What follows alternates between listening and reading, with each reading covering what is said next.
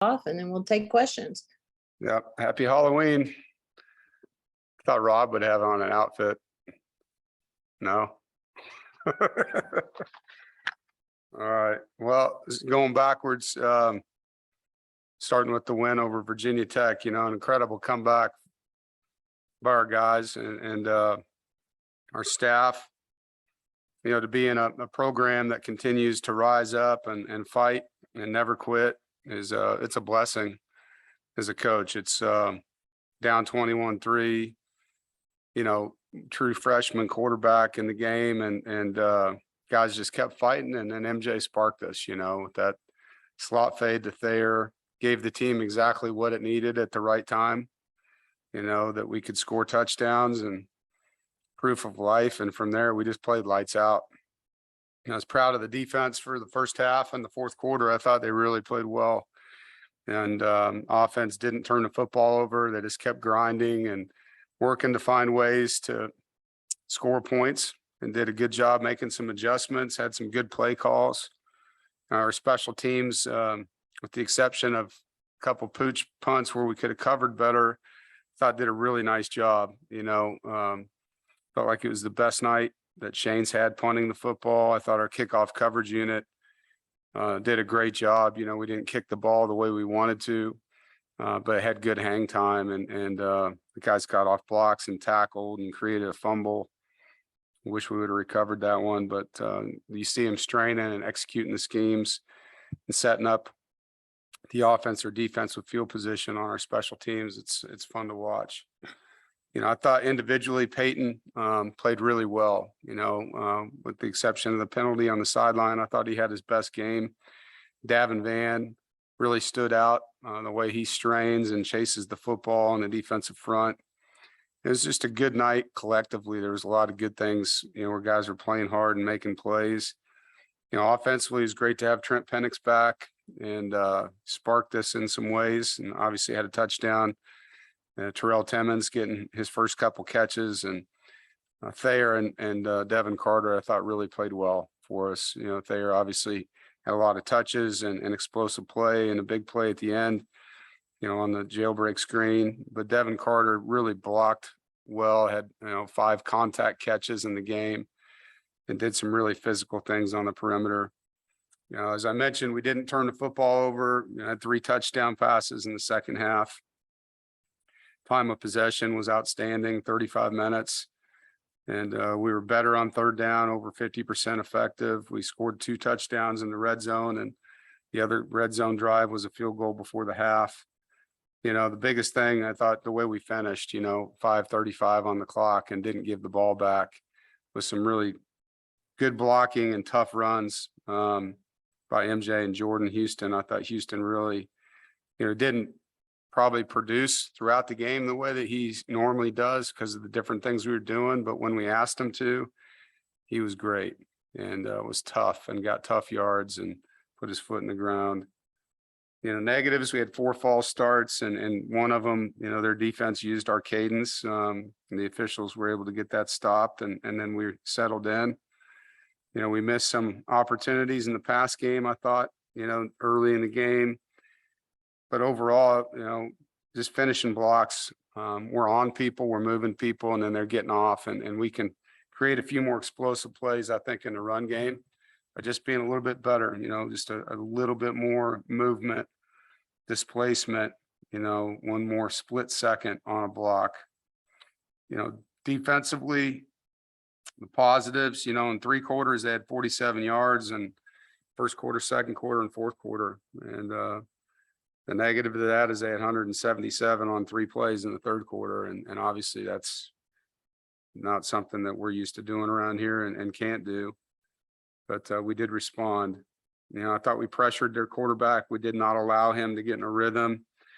We were 90% effective on third down. We stopped the run and guys played hard. Negatives, we didn't get a takeaway on defense.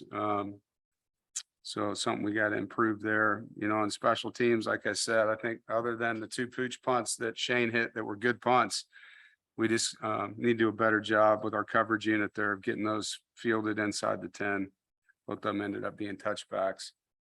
On the Wake, great team we're playing. I know they're coming off a tough loss, uncharacteristic game for them, turning the ball over.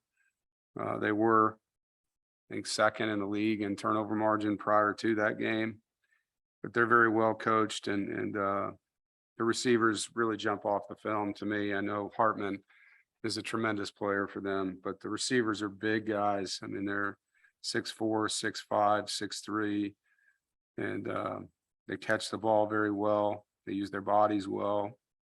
Sam's obviously a gutsy competitor, has a lot of talent, knows their offense back and forth.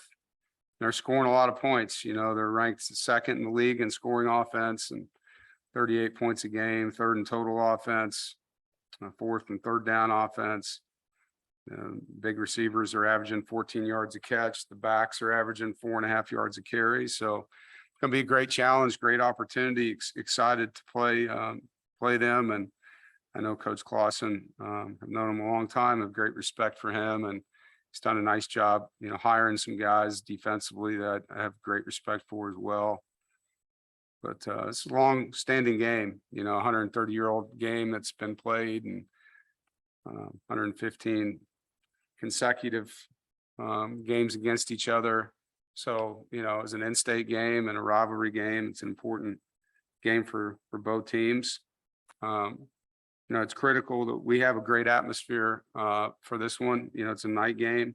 It's our homecoming, and our team's overcome a lot. We've been through quite a bit, trying to figure out these pieces as we were missing guys. And as I mentioned in the Syracuse game, one time we had 10 guys off the field, and it was great to get Trent Penix back and see Devin Carter in the game and see Chandler Zavala in the game, and feel like we're going to have Demi Sumo this week. So we're starting to get some key ingredients back on offense. And now that we've settled in with MJ as our starter at quarterback, we need the fans with us. And there's a lot to play for. You got 2 6-2 teams that are really good, in my opinion, that fight.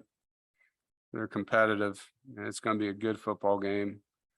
And for us being at home, we're here, man. We're fighting. We're doing everything we can to win games. We've had 2 incredible comebacks this season. And so, for our players and staff and coaches, asking that the fan base and the student body be the difference in this game, be the difference for this team, make this stadium shake.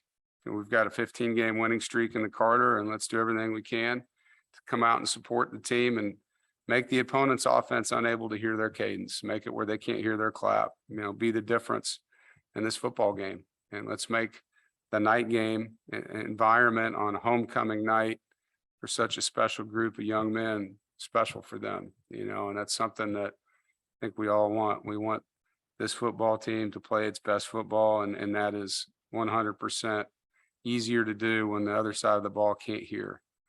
And so, pleading for that, looking forward to the environment and the homecoming atmosphere. And I know our team's excited.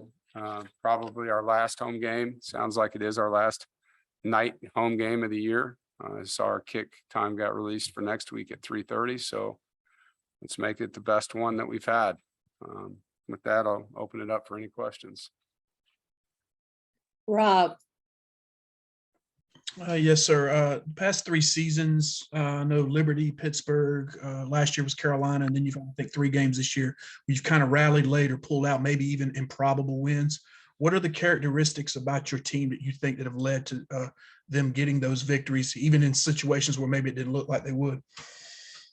Well, I think it starts with just faith, in what we do. I think there's a love here between the players and coaches, and a grit, a resiliency, a belief system, a culture that quitting is not an option, period. And our guys know that. And no matter what, we're going to play till the last second on the clock expires.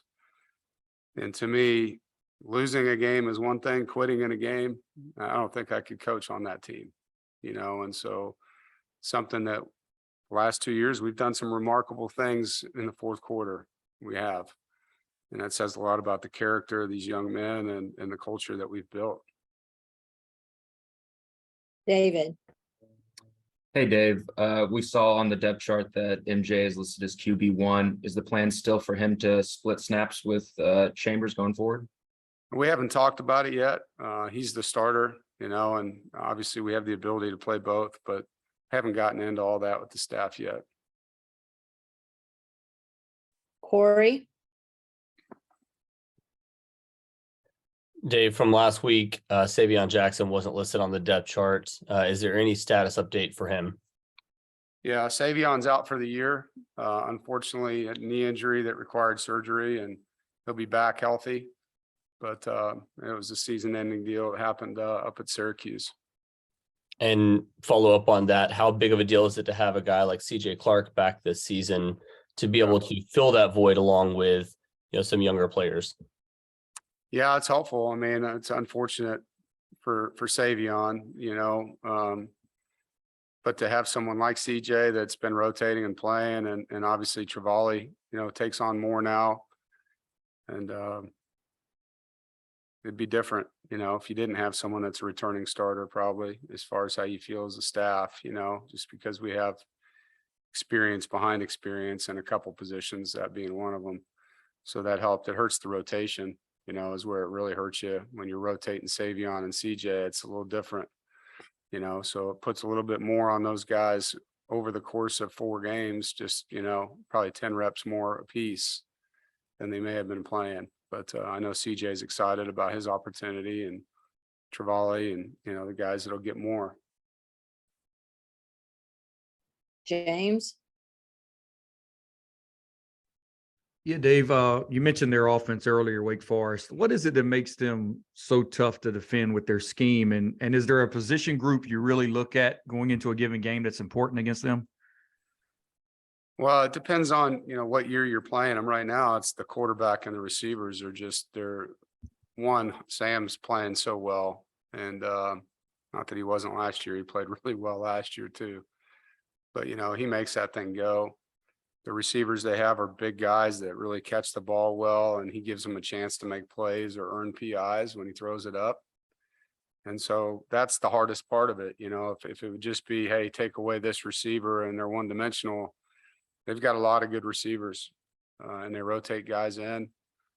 Their running game's different just because of the timing of it. And so you have to be patient. You have to set edges, and you got to do your job, and sometimes the monotonous part of where is the ball, can hurt you. All of a sudden it bounces out and you didn't know he had it. You're not sure who's carrying it. So it's just the timing of it, along with the talent that they've recruited and developed on the perimeter. And I wanted to Position groups go, they're all important, man. I mean, coverage and pass rush are together, so they're all important. And I wanted to ask you about Aiden White. I know you guys recruited him out of high school as a defensive back, but he played a lot of receiver. Do you see those ball skills translate over for him at that position? Yeah, you do. He's got really good ball skills. I think, as a secondary as a whole, we've worked really hard in that area. And Aiden's a natural ball catcher. Cyrus is a natural ball catcher. And then you've seen some other guys improve their ability to catch and track the football. But it helps when the guys you recruit are natural at that, and you don't have to teach them. Some of them literally played one way their whole life, and didn't get that opportunity. Some of these schools now don't play guys both ways anymore, so kids don't get that same learning curve of being a two-way player in high school always that they used to. Thanks, Dave. Yep. Gibby, Yeah, Dave, I imagine when MJ was third string at quarterback in practice, he wasn't probably getting the reps he is now. Just how important is it that he's getting the reps, more reps right now? And do you think that kind of translated in his performance on Thursday? Absolutely. Yeah, it's hard to get 3 players ready, period. And talking about quarterbacks, it's an impossible thing to do. To MJ's credit, he would stand behind our offense, and he was very diligent about mental reps and going through the play on air behind Devin or behind Jack. And now he's getting the physical reps, as you mentioned. So that's only going to, accelerate his ability to function and do more within the system. David, You mentioned MJ and then a guy like Terrell Timmons. Is that something where two young guys, had time this season to really, connect and work on the relationship, and then we see that play out against Virginia Tech? I'm not sure if I can answer that one accurately. I mean, Terrell's been on the scout team and MJ's been on the varsity field, and so they haven't been throwing the ball to each other every day. Now they hang out together, they're in the same recruiting class, and there's a friendship that may be part of that, David, but the rep part of it's not accurate. Now in one-on-ones, they're with each other every day, but that's a, 5 to 10 minute segment of practice. So yeah, I think Terrell's a really gifted ball catcher. I'm not sure if it mattered who's throwing it up there. He's going to go up and get it. He has that gift. And like I said last week, it's just trying to get him more and more reps so that, you can trust that he's going to do the right things all the time. And he's working really hard at that. He's spending a lot of time, on his own, just trying to pick up little nuances for a guy that wasn't here early, right? He didn't get here till the summer too. So he's trying to play catch up still. Chip, Hey, Dave, you mentioned Peyton Wilson earlier in the game that he played the other night. For a guy with a lot of injuries and all the things he's gone through, how would you assess his season this year? And did he have to change anything in the way he played? I know he was always 100 miles per hour kind of guy. Yeah, he is. I'm happy for him. First of all, I think it's been a long journey for him. His injury problem started in high school and his final season, he didn't get to play at all. So to see him healthy and playing the way he is makes me feel good. I'm happy for him and his family. I think he's learned how to practice smarter, Chip. He still runs like he does during the game, but the contact piece he's learned, he doesn't have to run over somebody all the time. He can use his hands and be smarter in practice to avoid, putting himself at risk. I think he's learned how to do that, definitely has, so that he can be available and not just want to play, but be available to play and, using those contact reps when they're needed. Jason, Hey, Dave, you spent a few minutes there pleading for fan support Saturday. Your Twitter account retweeted a tweet that was critical of fans who left the Virginia Tech game early. After the game, you did thank the fans that stuck it out, but how much of a frustration was there with those who left early? And was that you that retweeted that? That's funny. It's funny. I was sitting there and I was like, I'm going to play an experiment here. If I hit, I like this, what's different than if I hit, I retweet this, what would happen? And so I just did it. And then this happened. So it's pretty comical to me. Going back 10 years, man, my first press conference after we beat Louisiana Tech, I thanked the fans for coming and then pleaded with the fans to stay. This isn't new that I want our stadium full until the end of the game. It's not. And so, I don't understand why that upset the Twitterverse. I'm sorry that I upset the Twitterverse, don't do that. But, yeah, I'm here to support our team. I'm here to make our program better. I know it doesn't always look that way when we're not scoring enough points and we're trying, but I was told we really want to win a championship at this school when I got here. And so I care deeply about this program. I care deeply about these players, and I'm going to fight for them, and I think having a stadium that's full for 4 quarters helps you win. I think it helps you recruit too. I do. I think when a recruit comes to your campus and he sees that you can sell out your games and they stay for 4 quarters, and it was the coolest thing he's ever seen, that helps you recruit. And if you recruit better, you play better. And if you play better, you win more. So yeah, I think that's an important thing for everybody to understand. And if they want to go home, they can, but I'm still going to continue to fight to make our program better. As far as the retweet thing, again, that was a fun experiment that was a success or a failure, I guess, however you look at it. But, I had a Saturday off. I was bored. I thought, let's try something new here. But all good, man. Excited to have, a crazy stadium on Saturday night at 8:00. Thanks for clearing that up. Rob, You mentioned how long State and Wake have played each other these many years. And your time at NC State, it's really become almost a must-see game. It's really exciting. The games have been close lately. Your thoughts on how this rivalry has grown in your time and how big of a college football game it is? Yeah, well, it's, the second longest standing consecutive rivalry in the country. And I think the Wisconsin, Minnesota is the other one that might be in front of us. So it's a historical event for one. And both of us, Coach Clausen and I, have built our programs really from the ground up through developmental processes that we both believe in, and have created, two longstanding programs with longstanding head coach, and both of us have done it the right way in recruiting and through development. I have a lot of respect for them. So yeah, I mean, I think it's a game that comes down to one possession almost every year. And it seems like whoever has the ball last comes away with it. And last year it came down to an onside kick that we felt like we got, and they felt like we didn't. It's just one of those games, and we got them here in 2020. And so I think the last 12 were 6-6. It's a really, I don't know if you call it evenly matched, because, however you guys look at that, you can figure that out. But it's two good football teams that are in the same state that I think do things the right way, and it's going to be a good game. James, Dave, you got back Trent Penix this past week. Just watching the tape back, your thoughts first week with him back in the lineup for you? Yeah, it makes a difference. It's a position that has produced a lot for us over the years. And Trent, as you guys know, brings a different element to the tight end room. It's not just a guy that can catch, but he can run after the catch. He caught a little spacing route and turned it into a 10-yard gain after the catch, and instead of just getting caught catching a ball and being tackled, he's a run after the catch threat. And to me, that's huge to have. He's a guy that blocks hard, he plays hard, he can catch the football, he runs good routes, so just adds another piece to the offense that allows certain things to, get explosive at times, and another position room. And kind of a similar question, you mentioned maybe getting Demi back this week. Is that some of the same stuff you're missing from having him? Like, are they kind of similar in what they can provide? Obviously different positions, but. Yeah, well, I think so. Demi's had a lot of explosive plays in his short number of reps.